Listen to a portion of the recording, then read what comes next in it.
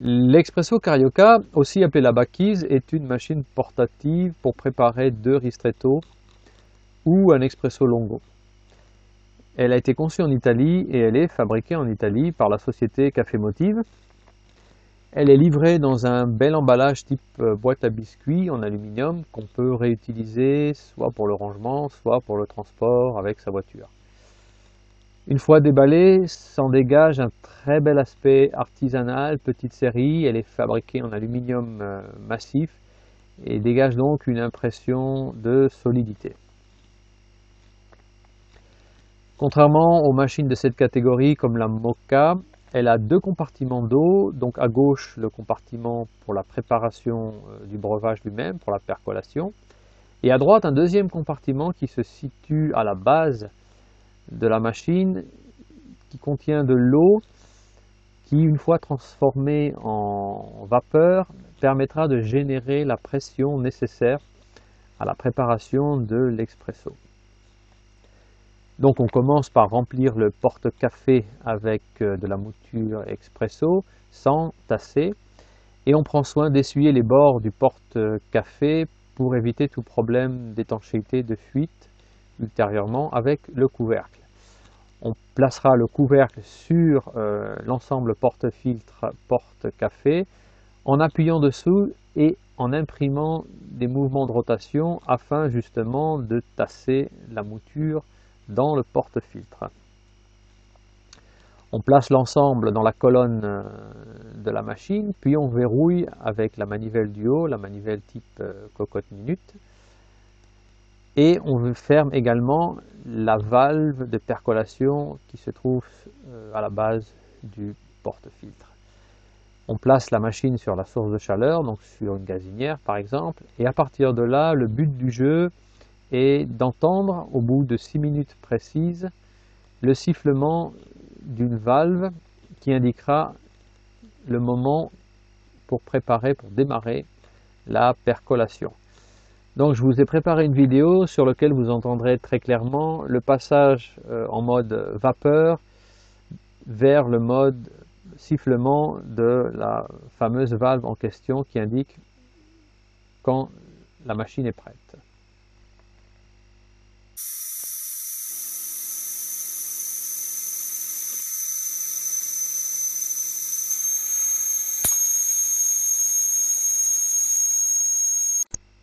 Voilà, donc une fois que vous entendez ce sifflement, vous pouvez ouvrir la valve et placer votre tasse pour démarrer la percolation. Donc la source de chaleur la plus efficace est évidemment soit un réchaud au gaz, soit une gazinière, puisque les flammes remontent sur les flancs de la machine et ça permet une meilleure répartition de la chaleur, notamment entre les 2 compartiments pour la percolation et la préparation de la vapeur au niveau de la machine. Utilisez de préférence un petit feu puisque la base de la machine est relativement étroite, mais réglé à pleine puissance, c'est le réglage de base que je vous recommande.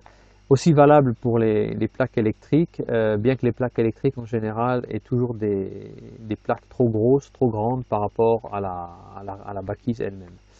N'utilisez jamais de plaques électriques de type feu à induction puisque la machine, je le rappelle, est en aluminium et pas en fer. Donc le but du jeu sera de trouver les bons réglages entre puissance et feu afin d'entendre la machine siffler au bout de 6 minutes.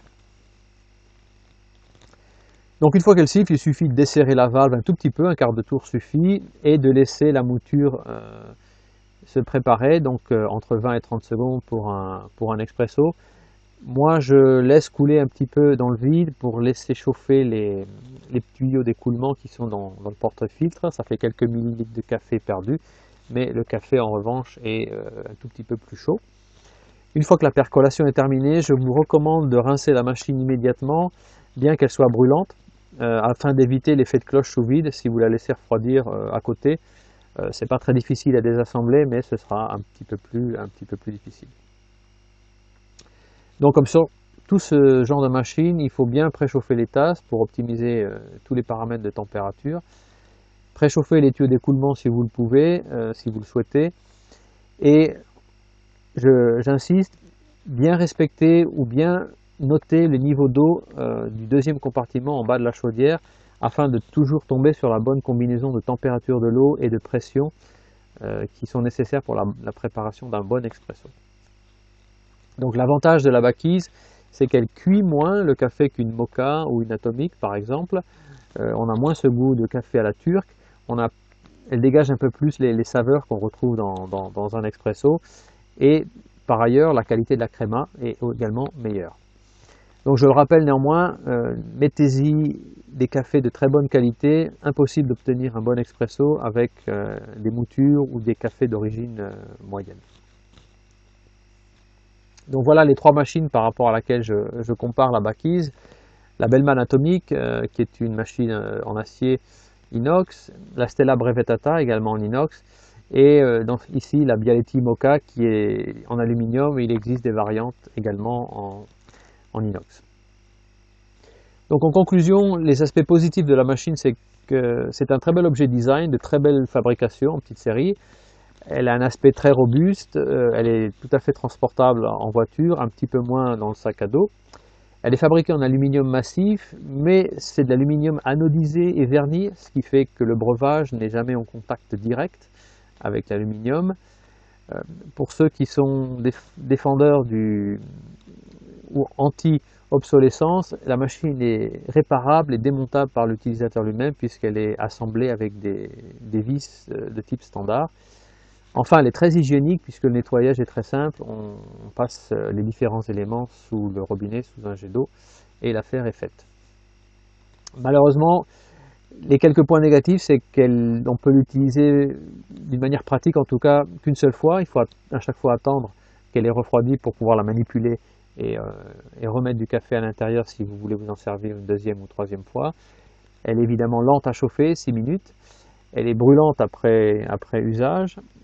Et elle nécessite bien évidemment une source de chaleur comme un réchaud ou une plaque chauffante. Mais les points positifs, c'est qu'elle fait un bon expresso pour une machine de cette conception relativement simple, sans partie mobile. C'est un excellent upgrade pour ceux qui sont déjà familiers avec la moka et qui voudraient se rapprocher du vrai goût de l'expresso. C'est un objet design qui attirera les amateurs de beaux objets, mais qui nécessite néanmoins une petite prise en main, car les réglages ne sont pas évidents au début pour obtenir encore une fois la bonne combinaison de température et de pression. Elle est bien adaptée aux adeptes du slow life ou la vie en camping, mais si c'est pour prendre votre petit déjeuner le matin alors que vous êtes à la bourre, allez voir plutôt une machine de type automatique.